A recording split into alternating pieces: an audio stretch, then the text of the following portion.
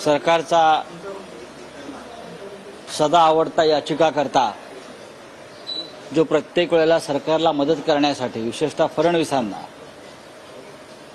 मिंध्यांना आघाडीवर असतो, त्याच्या याचिकेवर कोर्टाने निर्णय दिला। ही याचिकाकर्त्याची प्रतिष्ठा काय, याचिकाकर्त्याचं योगदान काय? हा काय राजकीय बंद नव्हता, पण आजचा बंद जर 100% यशस्वी होणार होता, त्याच्यामुळे सरकारला अडचण झाली असती। भारत बंद झाला, अनेक राज्यात बंद झाला, महाराष्ट्रात काही भागात बंद झाला, त्याच्यावरती कोणी कोर्टात गेलं नाही।